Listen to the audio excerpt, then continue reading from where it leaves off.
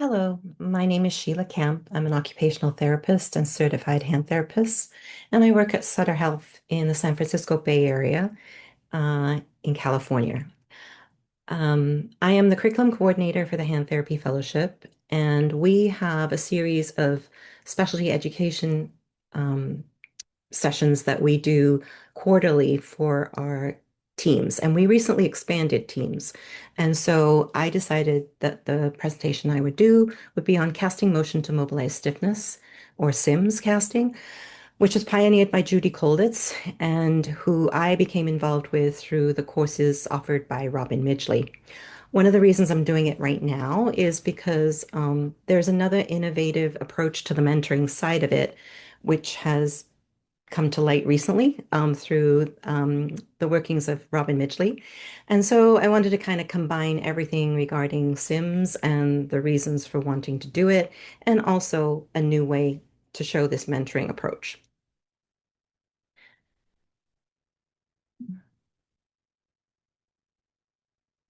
So Judy Kolditz was the innovator of casting motion to mobilize stiffness, and I've crossed paths with her on a number of occasions. The first time was back in the 1990s in Boston when I went to one of Judy's courses that was being offered there on dynamic splinting. I was a fledgling hand therapist at the time. I wasn't certified, and I didn't feel very confident with dynamic splinting, so I went to one of her conferences, and she really did take the fear out of it. She taught it in such a way that it was simple to understand. Her techniques of doing it were so easy to follow, and she really made it seem simple when it all seemed so complicated to me at the time. Um, Judy had also developed the Sims technique sometime later after that. And I was very interested in it as I had done some plaster of Paris work in the past for serial casting for contractures for the elbow and the wrist.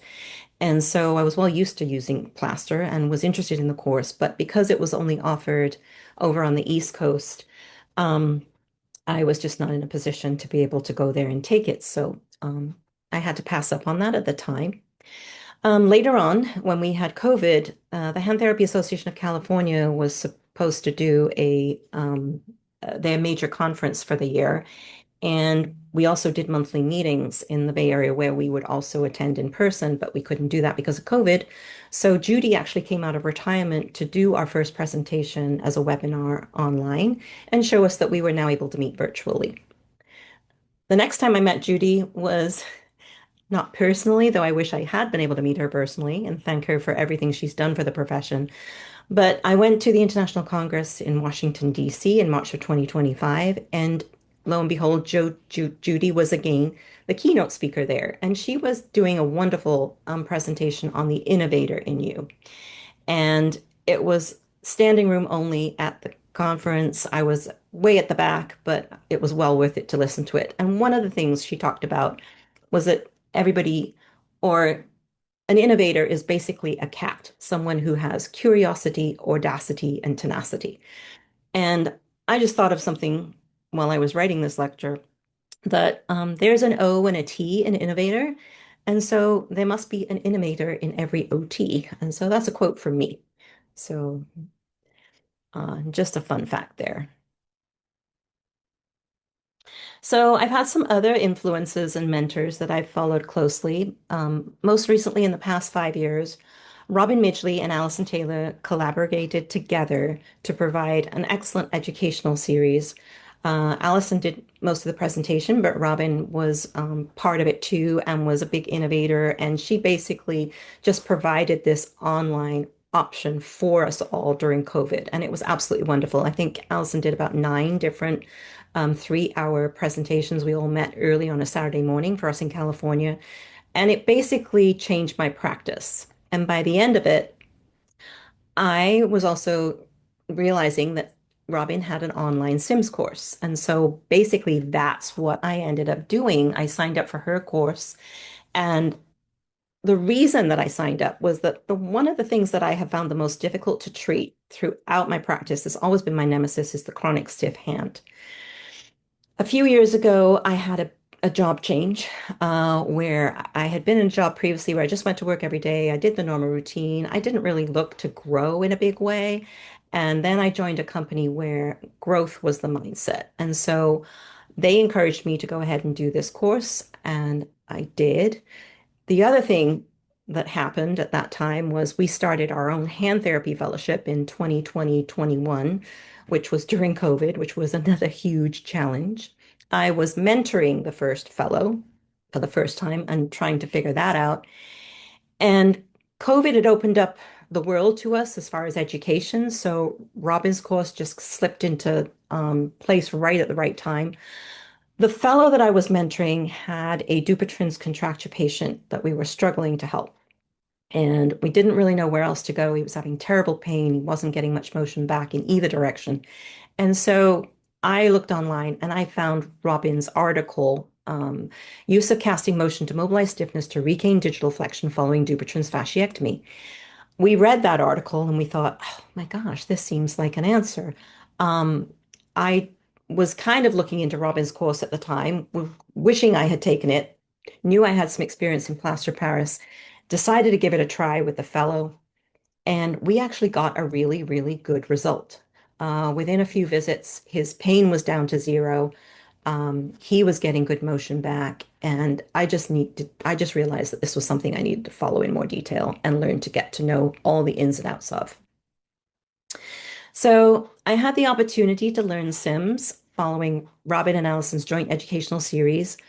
Robyn offered her Sims course online. I signed up. There were online modules, online casting sessions, mentoring one-on-one, monthly Sims club attendance, and then the case presentation at the end, which basically graduated you from the program. A couple of things that we often see in the clinic. We see multiple digits immobilized, one finger injured, like a small finger P1 fracture, but it's in an ulnar gutter with another digit or more. We see flexor tendon repairs, one finger injured, but they're put in that intrinsic plus position. So just thinking about that position and the position that it's in for protection, what basically happens to the intrinsics? And basically they get really tight.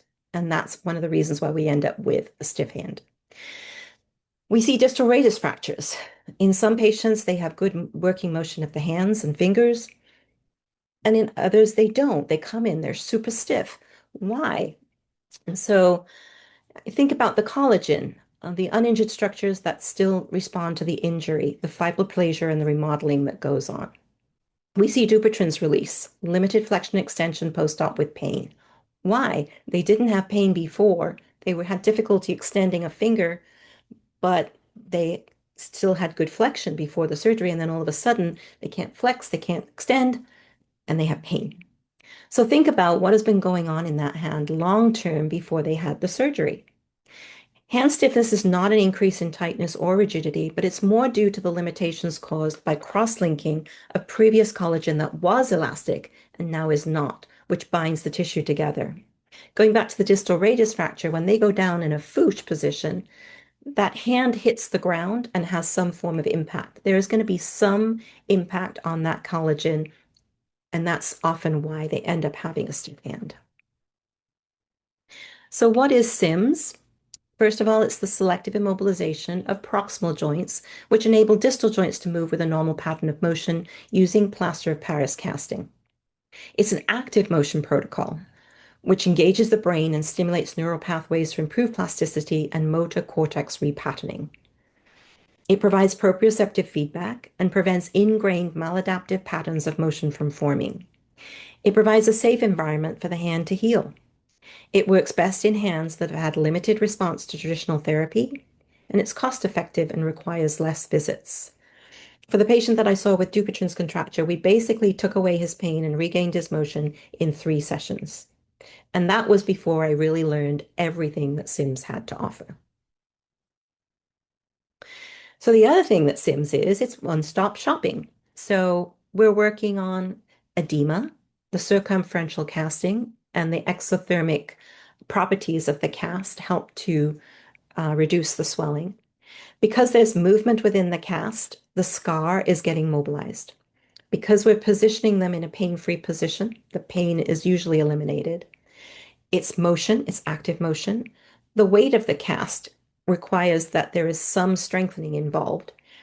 It's very cognitive protocol, and proprioception is getting worked on at the same time. It is improving the mechanics of the hand. There's motor cortex remapping, tissues are lengthening, and the lymphatics are getting a pumping action all at the same time, which is why when you have that chronic stiff hand in front of you and you don't know where to start, Sims give you the option to start on everything at the same time. Why do we use plaster of Paris? Well, the pros are that it has a really nice conformity. There isn't any shearing forces happening. It's porous, so it absorbs perspiration. It retains heat and provides a neutral warmth, and it's low cost for time and money. One thing about the cast is, as the cast is setting on the patient, it feels very warm, and the patient feels that. Afterwards, after 24 hours when it's cured, it feels very cold, but to the patient on the inside, it still feels warm. It's not as warm as when you're constructing it, but it still retains that neutral warmth. The difficulties with it are it does require skill with handling the plaster of Paris. It is heavy once it's constructed, so weight is an issue. And it does need to be protected from water exposure, which is some inconvenience at the time. So how do we apply Sims? The best way to look at this is to look at a case study. So the case study I've chosen to share with you today is the case study that I did to graduate from the program 5 years ago.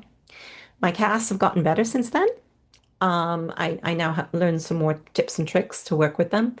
But I wanted to show you how this evolves and basically what would be required for you if you did this course and how you would need to graduate from the program.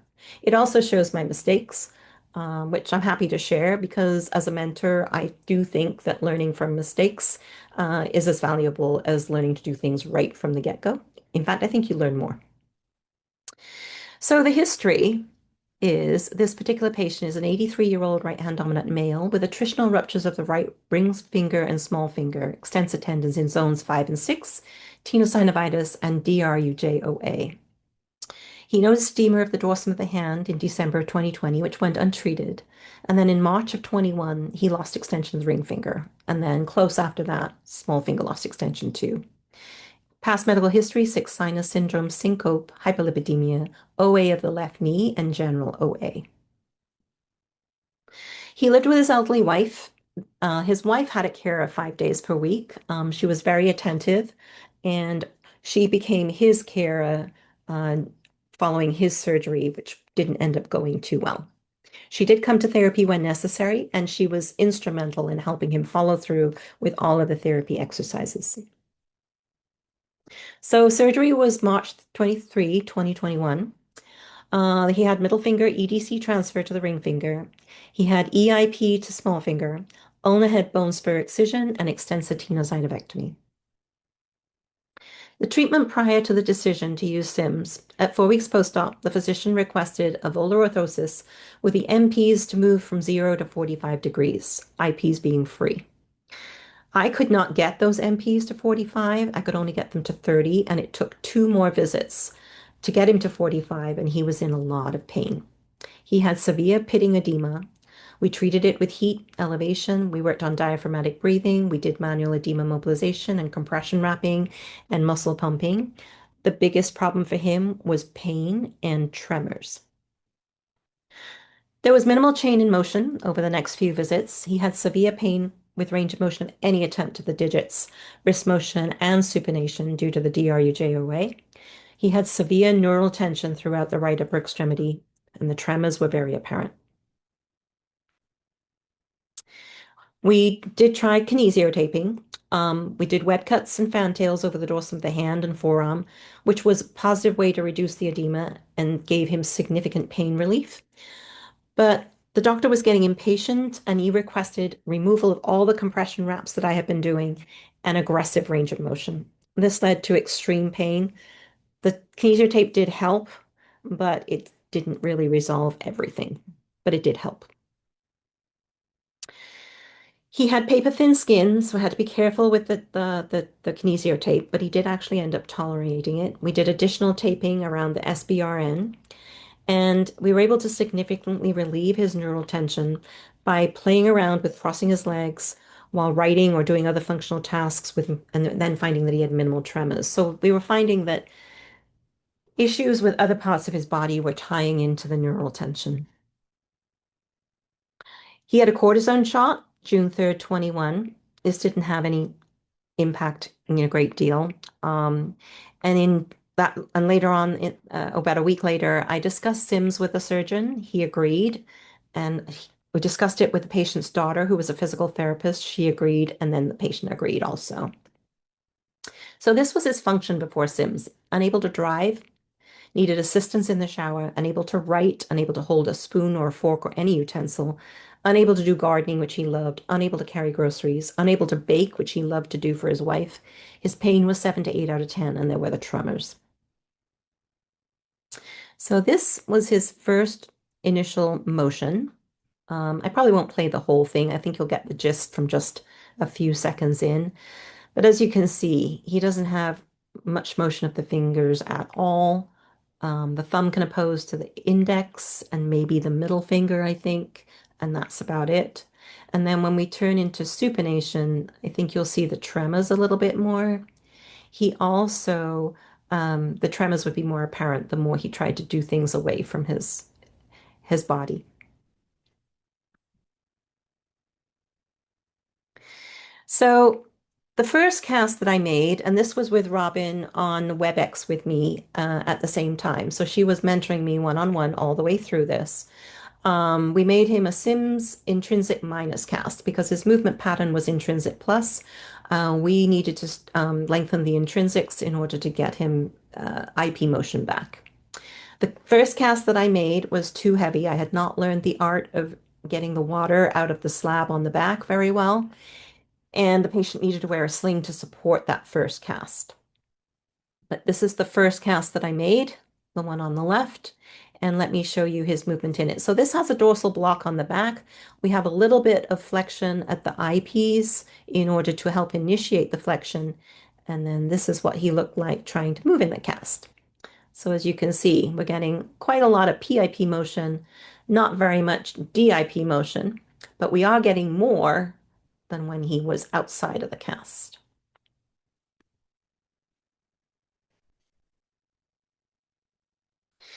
So because that cast was having an effect on his shoulder, we brought him in again and made him a much lighter cast where I took the block off. So I took the dorsal block off and just made him a pure intrinsic minus cast.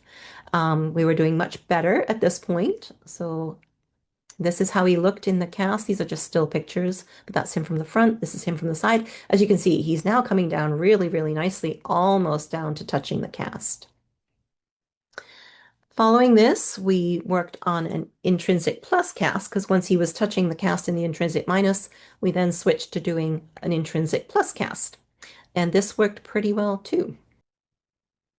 So this is the first of the intrinsic plus casts where we've made the dorsal block on the top to bring the MPs down into flexion, and he is being instructed to drop away those proximal phalanxes from the cast to create a gap between the fingers and the cast. And then as he improves, he's going to place foam in there to help bring them down even more. Once he's brought the fingers down and dropped them out of the cast, then he's instructed to flex towards the cast. And the goal, of course, now is to reach and touch this cast as well. So this is just the next stage. Just want to show this was his motion outside of the cast about a little bit later. We decided to bivalve this cast for a medical procedure. So sometimes life happens and you have an interruption, and rather than have him lose too much motion from being out of the cast too long, we bivalved it, which is the picture on the right, so that it has straps and he's in there as snug as he can be. And he wears that and then just takes it off for the procedure and then puts it back on after the procedure. And then we brought him back into the clinic as soon as possible afterwards to remake another one. So there he is. So he's now 18 weeks post-op. We're now going to make cast number 2 for the intrinsic plus position. Um, and he was basically touching this cast by August 13th. So this was his motion after that intrinsic plus cast number one. And then we placed him in intrinsic plus cast number two. And this is as far. We're now able to get those MPs really down to about 80 degrees. And he's going to start to work on pulling in towards the cast as well. So we ended up bivalving that second cast. Uh, and then we were going to start to do the weaning process.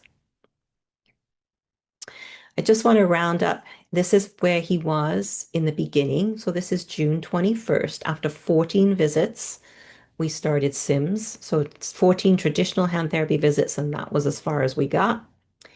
And then this is where he was on removal of that second cast.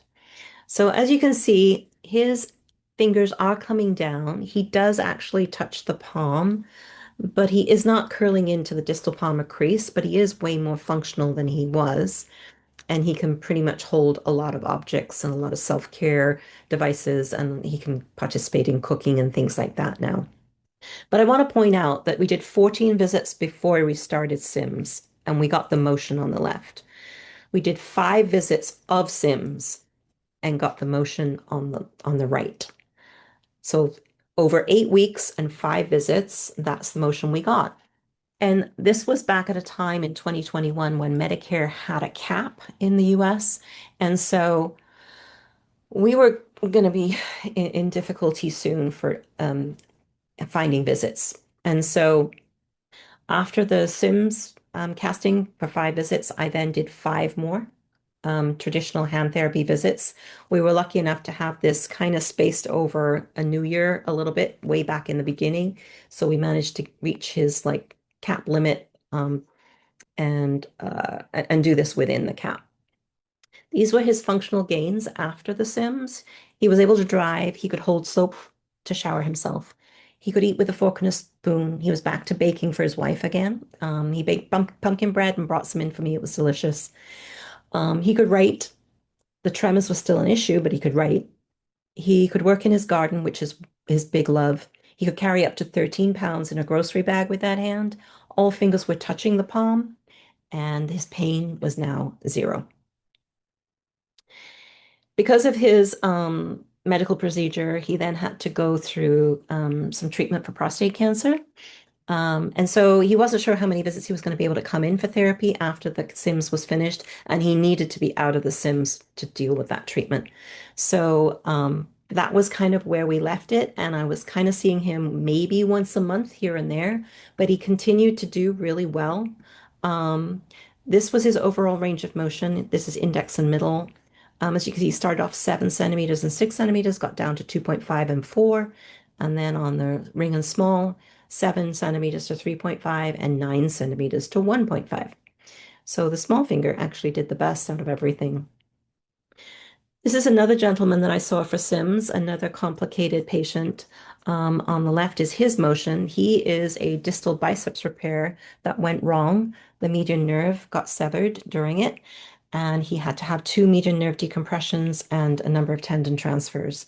I started him with CMMS in January of 2025. This took longer. I needed 12 visits to get him where I got him, and 3 more additional therapy visits after that.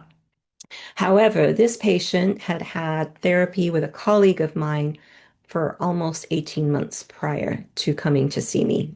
So that was where he had managed to get him in sort of 18 months. There was a lot of things going on with wounds and scar and elbow motion, wrist motion, everything else. So lots of things going on there.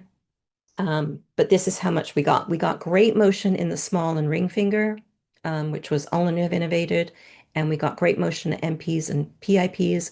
The DIPs of index and middle did not respond, and that the surgeon thought that that might be more due to the anterior interosseous nerve involvement, and that we were still waiting for some nerve recovery before we stood a chance of getting more motion there. So he's now back with his regular therapist, but that's another uh, great result with CMMS. So how do we learn Sims? The biggest thing about Sims is that the mentoring is key. I don't know that I would have had the confidence to continue to do it if I hadn't had a personal mentor. Um, I did Robyn's course online so that I could do it on my own time, which is 40 short modules set at your own pace, totaling 24 hours. She did two 3-hour online workshops for the actual casting. Um, she allowed me to bring a coworker with me so that I could cast them for the hand-based casts. And then we actually brought in our semi-willing teenagers to have the forearm casts made on them so that we could practice making those. Um, Online mentoring was up to 3 sessions with your patient. I only actually had one mentoring session over WebEx, but you could have up to 3 if you needed them. There was attendance at the monthly Sims Club that was required, and I then ended up presenting my case at the monthly Sims Club in order to graduate from the program. There's another way you can learn Sims, and that's with ASHT, their Education on Tour series. Um, there are a number of instructors. I looked at the list of them, and 2 of them are actually Robyn's past mentees. So the other people on there, I don't actually know, but I'm assuming they are graduates from Judy Colditz's program. Um, you can do an 8-hour course for $280. You can do a 16-hour course for $450 for ASHT members. It's a little bit more expensive if you're not an ASHT member, but not a great deal. They offer online discussion groups every other month for follow-up for cases and email contact if you need it. However, there's still an issue with mentoring. Even the mentoring that Robyn gave me wasn't always enough when I was doing other cases. I'd then have to email her later, wait for a response. Sometimes that wasn't necessarily timely, but it served a purpose. But now Robyn has gone on to innovate something else. She has now come up with CMMSPro.AI, the Sim strategist. I have been using this, even though I am probably more comfortable with Sims than a lot of new people might be. But it's great because what it does is it fills in the gap between when you are ready to start doing your cases on your own, but you do want that little check-in every once in a while to make sure you're on the right path. And this fills in that gap very nicely. I was actually surprised. I was a little hesitant to use an AI program, but this one is closed AI. It only contains SIMS information and it's HIPAA compliant. When you enter a patient's information in, it is anonymous and it is not recorded within the system. What you do is you download it afterwards to your computer and it's still anonymous. And then you upload it again later if you want to come back in and look at that case again. So the Sims Pro AI contains 76 or more now Sims Club's mentoring data. So all those monthly meetings that we had, all of the data from that is included in this. There's 100 therapists mentorship journeys involved in there. One of them's mine. Uh, it contains all of the lectures Robyn has ever done on Sims. And it contains a diagnostic library with playbooks, and it has a downloadable strategy session. And I will show you an example of that. So this is the intake page where you would put in your anonymous information. You just put in a little code or something so that you know which patient this is to you, maybe their initials or something. You can select your level, whether you're a beginner, intermediate, or whether you're an advanced practitioner. And then you just enter all this information. You upload your photographs so that you can show the motion, and then add in whatever information it asks you to do, and then it will analyze it for you. And then this is what comes out.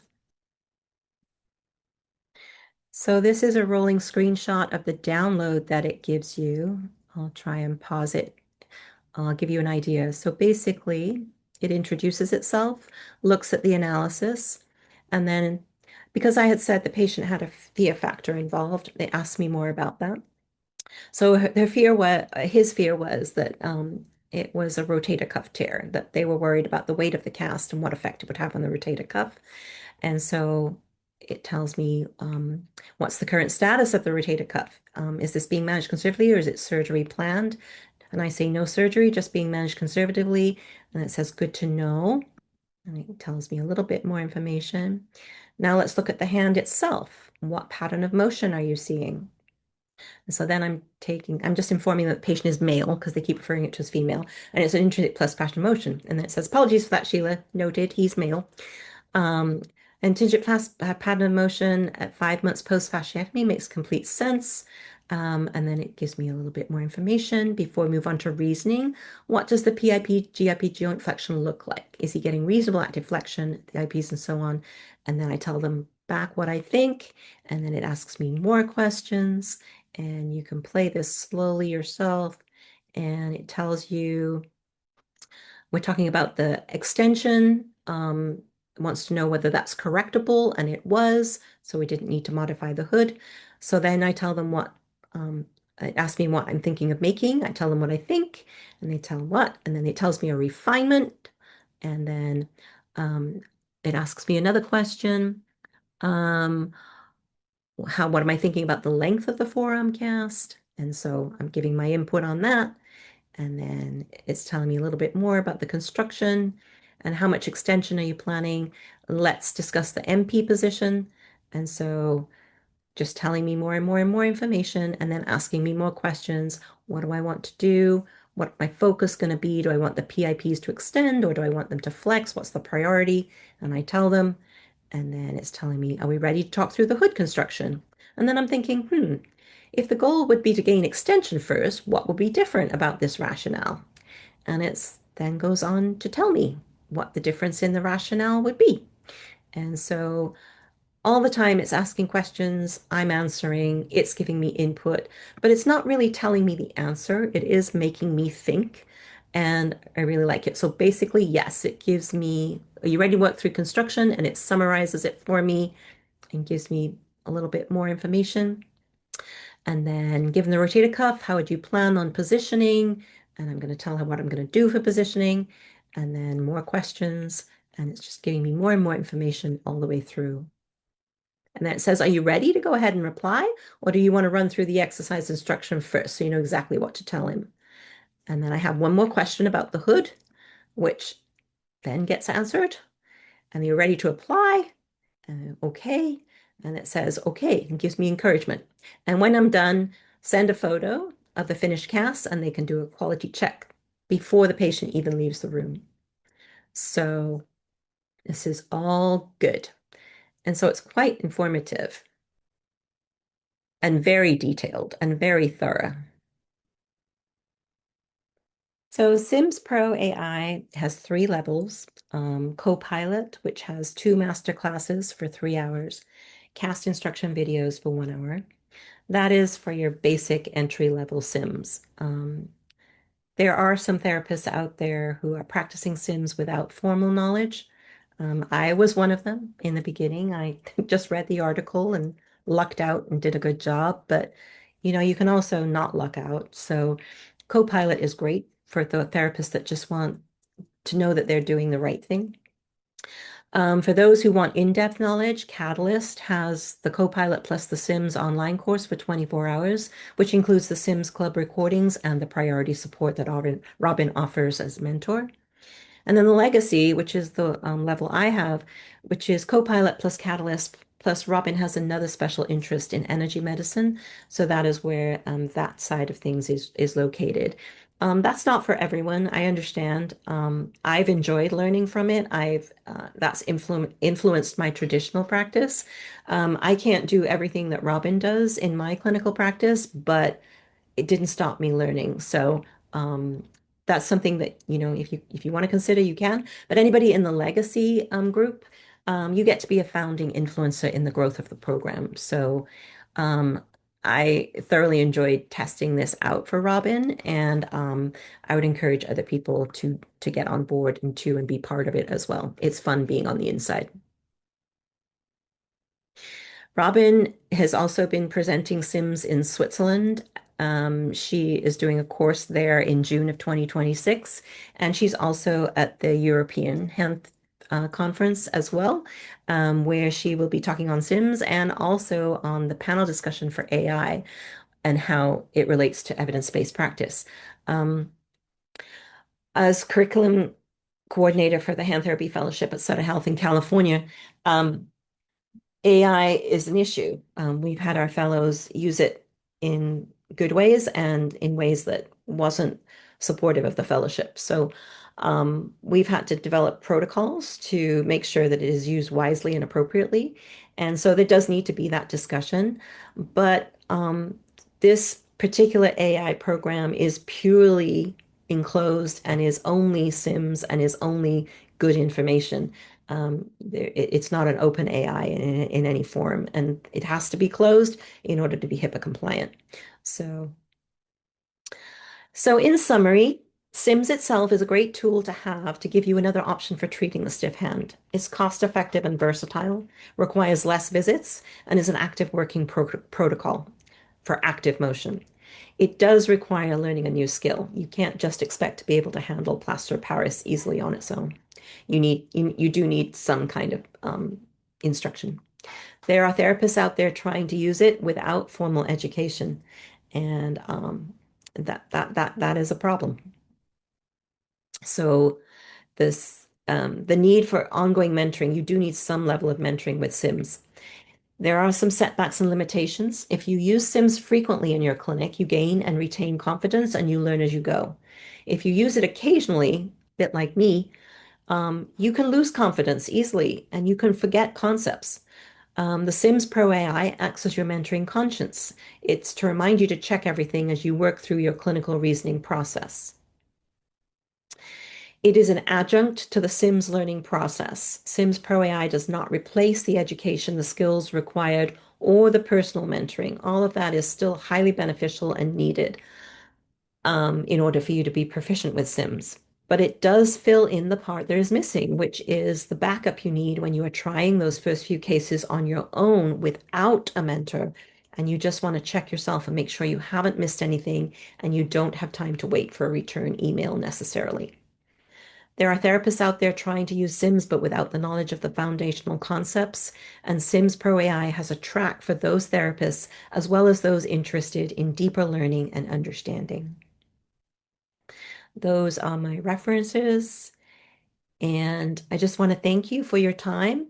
And should anyone be interested in a hand therapy fellowship in sunny California, please reach out to me at my email and we'll fill you in on some more information. But we hope to incorporate SIMS into our curriculum here on an ongoing basis. Thank you very much. Goodbye.